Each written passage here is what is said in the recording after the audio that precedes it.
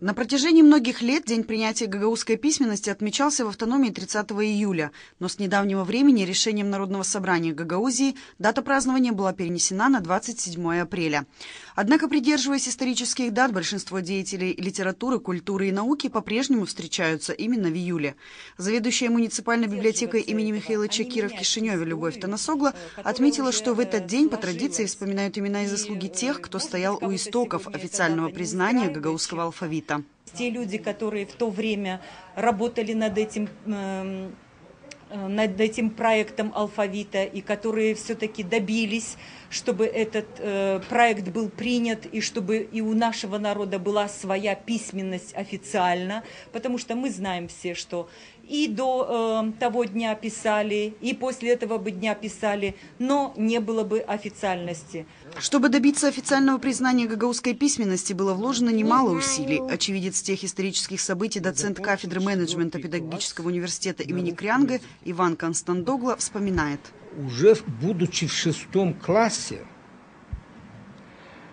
преподаватели очень часто сталкивались с проблемой, что большинство учащихся не понимали русскую речь. И, конечно же, успеваемость была очень низкая. Я уже говорил, что директор школы в один из дней, это было в 50-м году, я был в 6 классе, зашел и объявил, что принято постановление ЦК об утверждении гагаузской письменности. Вернее, о разработке гагаузской письменности.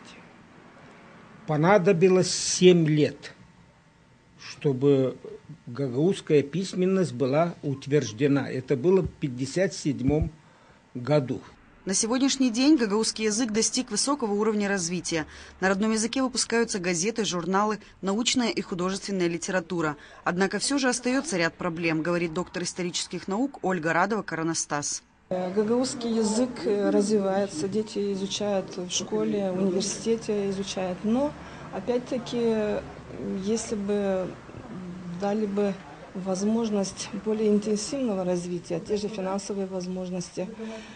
Ну и ряд в этот праздник, не будем говорить о проблемах много, то мы могли бы большего достигнуть. Если взять учебники, в начале 90-х годов были изданы учебники.